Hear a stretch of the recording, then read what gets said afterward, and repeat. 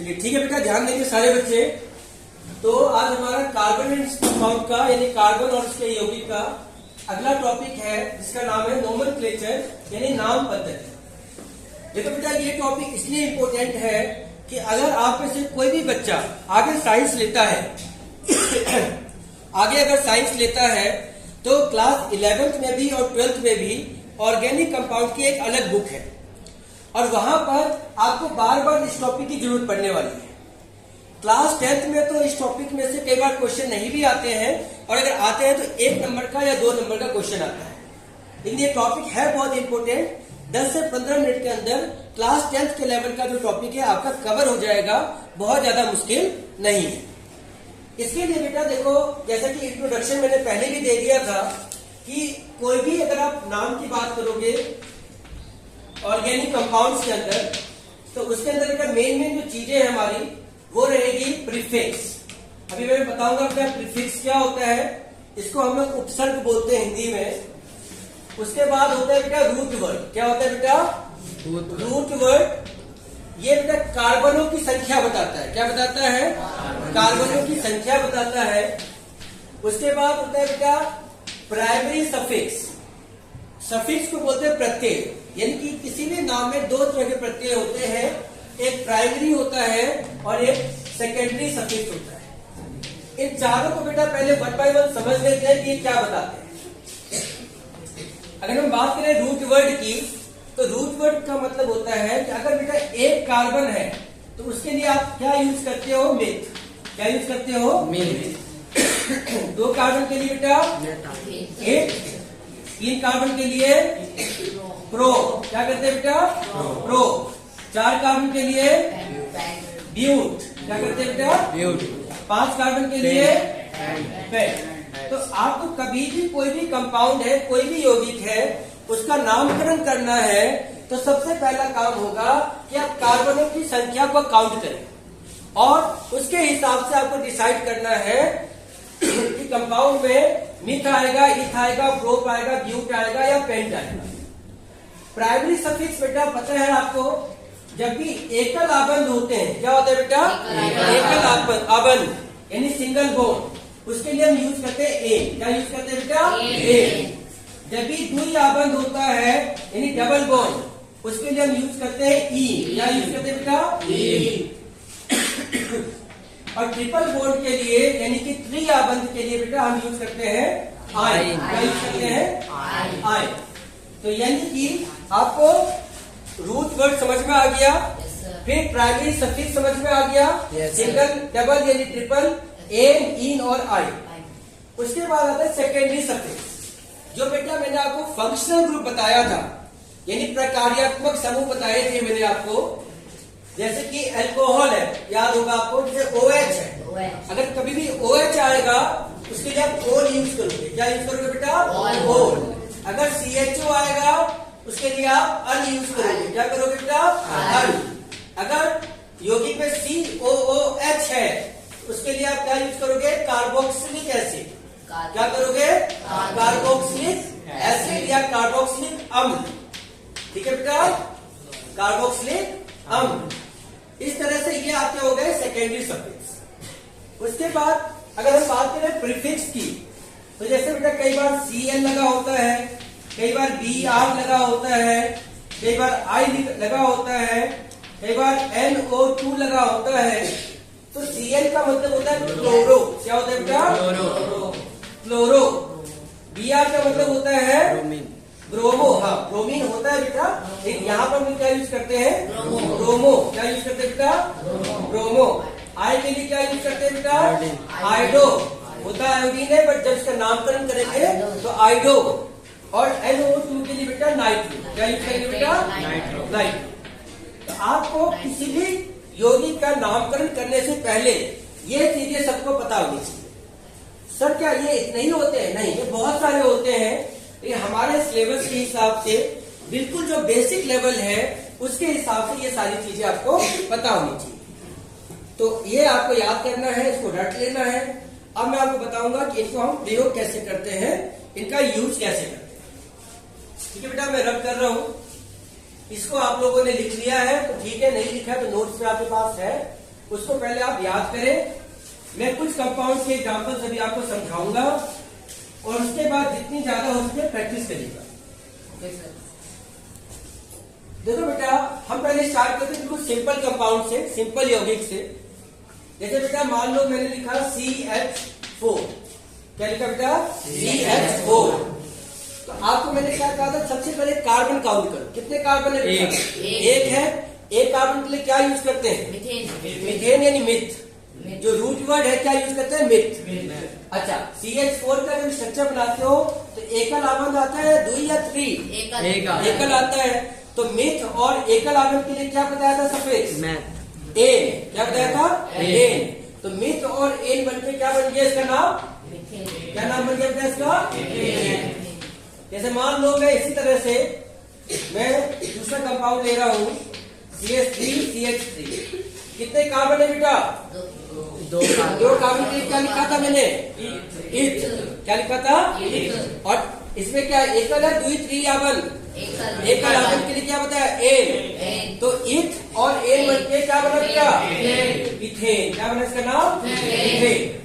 ऐसे करके बेटा मैं अब हाइड्रोजन नहीं बना रहा टाइम बचाने के लिए, सिर्फ कार्बन बना रहा हूँ। मान लो मैंने 3 कार्बन लगा दिए, तो 3 कार्बन के लिए क्या होता है? प्रो। क्या होता है? प्रो। और सिंगल बॉन्ड है प्रोपेन। क्या नाम होगा? बोलो। प्रोपेन। क्या नाम होगा बेटा? प्रोपेन। समझ में आ गई बात?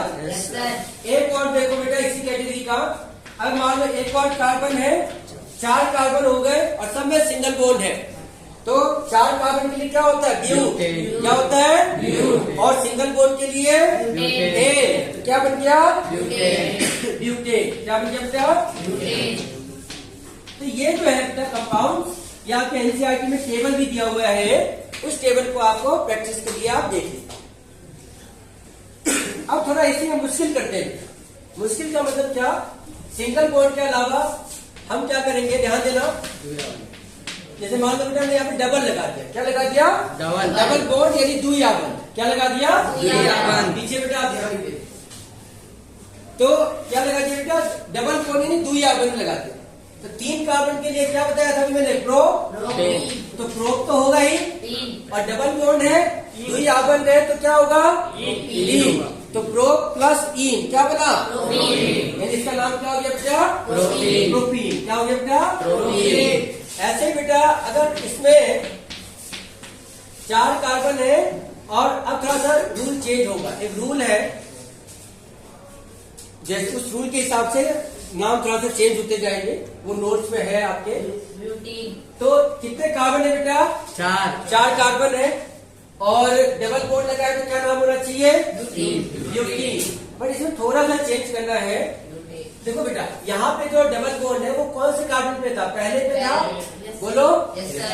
इसलिए इसमें इसको या तो आप प्रोपीन लिखो या प्रो 1 इन लिखो, क्योंकि आपको हर बार ये भी बताना होता है कि डबल बॉन्ड या जो ट्रिपल बॉन्ड है उसका स्थान क्या है, उसकी पोजीशन क्या है। तो यहाँ पर आपका डबल बॉन्ड कौन सी पोजीशन पे है? इधर से जाओगे तो भी सेकेंड, दूसरे पे, इधर से जाओगे तब भी दूसरे पे। तो इसलिए इसका नाम ब्यूटीन सीधा ना लिख करके आप लिखोगे ब्यूट प्लस 2। अच्छा, ब्यूट के बाद क्या है? दूसरे पे है ना 2 और फिर इन। इस तरह से ये इसका नाम हो जाएगा ब्यूट 2 इन या 2 ब्यूटीन। क्या नाम हो जाएगा? ब्यूट 2 इन या 2 ब्यूटीन। एक और रूल समझ लो बेटा ध्यान से सारे बच्चे। जैसे इसमें 5 कार्बन है और डबल बॉन्ड में यहां लगा रहा, ध्यान देना। तो इसमें बात आती है कि डबल बॉन्ड का स्थान कौन सा है बेटा? कौन बताएगा? सेकंड है या थर्ड है? अगर आप इधर से देख रहे हो तो सेकंड, इधर से देख रहे हो तो थर्ड। तो किसको लेंगे, सेकंड को या थर्ड को? सेकंड को लेंगे। किसको लेंगे? सेकंड। क्योंकि ये नियम है कि अगर मान लो जब भी आप नंबरिंग करोगे, काउंटिंग करोगे, गिनती करोगे, तो जिधर से कम आएगा, कम संख्या आएगी, उसको इम्पोर्टेंस देंगे। समझ में आ रही बात? तो इसका नाम क्या हो जाएगा? पेंट 2 इन। पेंट 2 इन।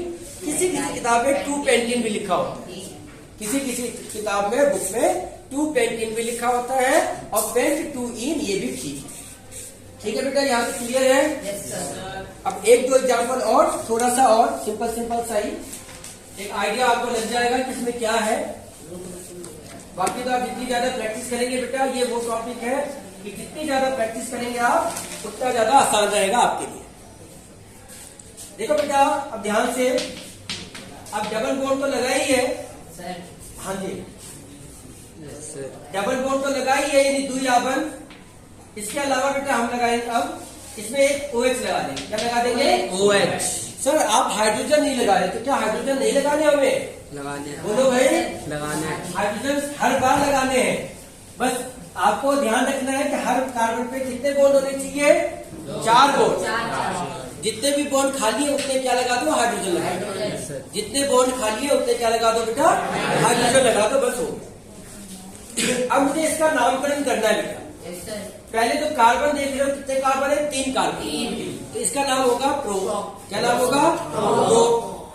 अब उसके बाद डबल बॉन्ड भी है तो इन लगेगा, जाहिर सी बात है। और इन के साथ साथ OH भी लगा हुआ है। OH के लिए क्या बताया था मैंने? ओल। क्या बताया था? ओल। इसका नाम हो जाएगा प्रोपीनॉल।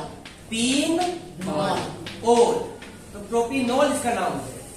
समझ में आई बात? Yes sir. एक और एग्जांपल देखो बेटा, जैसे मैंने यहाँ पे लगाया COOH। क्या लगाया? COOH।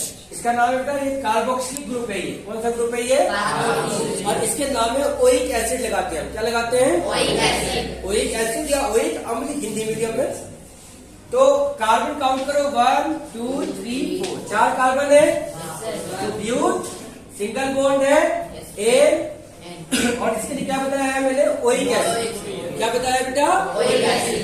तो इसका नाम हो जाएगा ब्यूट के नो एक अम्ल। क्या हो जाएगा बेटा? अम्ल। ब्यूटेनोइक अम्ल। तो एक तो इस कैटेगरी के कंपाउंड आएंगे, यस सर। ऐसे यौगिक भी आएंगे आपके पास नाम के लिए। एक लास्ट एग्जांपल बता दे रहा हूं बेटा, जिसमें सब कुछ मिक्स करते हैं हम लोग। जैसे बेटा ध्यान देंगे सारे बच्चे प्लीज, मैंने यहाँ पर तो डबल बॉन्ड लगा दिया, सर।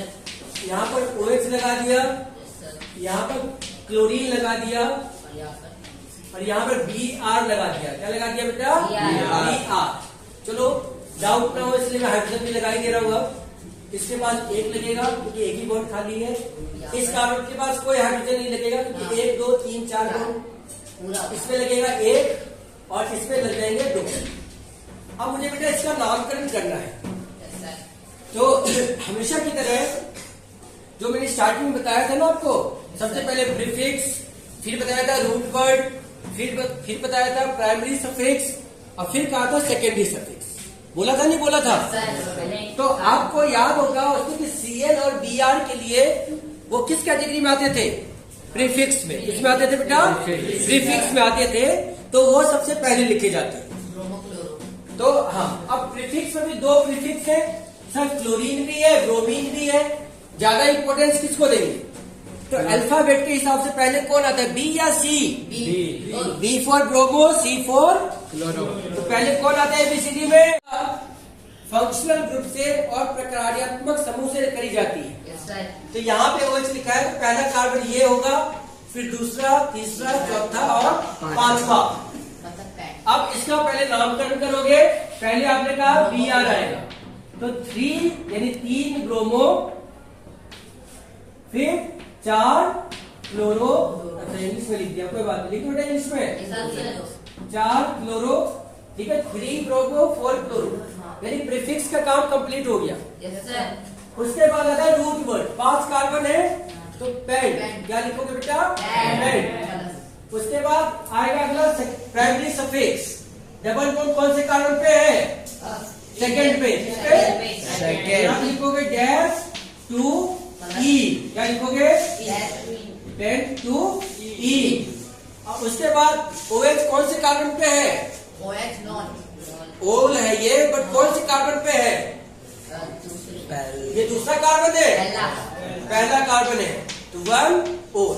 तो ये हो गया आपके इस यौगिक का, ये नाम हो जाएगा 3 ब्रोमो 4 क्लोरो पेंट 2 ईन 1 ओल।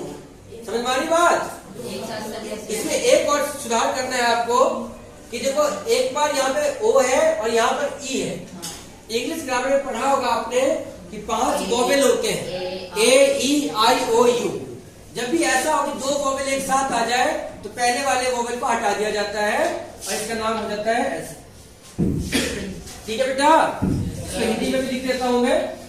3 bromo bromo, 4 carbon, 4 chloro, 4 chloro, उसके बाद पेंट, उसके बाद 2 इन 1 ए ओल, तो ये हो गया बेटा आपका ऑल। इस कंपाउंड का, इस यौगिक का साइंटिफिक नाम जो IUPAC के द्वारा दिया गया है। तो मैंने बेटा आपको बिल्कुल आसान से समझाए हैं। इस टाइप का आपके पेपर में नहीं आएगा, आपके सिलेबस में नहीं आएगा, पहले बता दे रहा हूं। आपके सिलेबस में अगर आएगा मैक्सिमम तो इस कैटेगरी का आएगा या इस कैटेगरी का आएगा। समझ में आ रही बात? एक बार आप लोगों से रिक्वेस्ट है कि इसको देखें, कोई डाउट हो तो मुझसे आप पूछिए। और जो बच्चे ऑनलाइन पढ़ने वाले बच्चे हैं उनको अगर कोई डाउट होता है बेटा इस टॉपिक में तो कमेंट करेंगे। आज के लिए इतना ही। Thank you very much. Jai Hind, जय भारत।